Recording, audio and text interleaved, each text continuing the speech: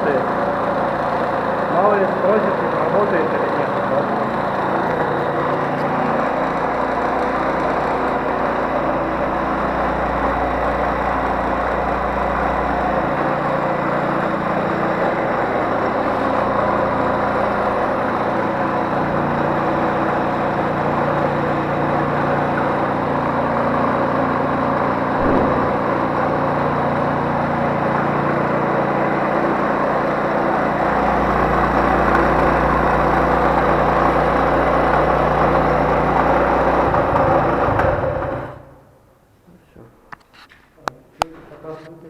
Это камера, что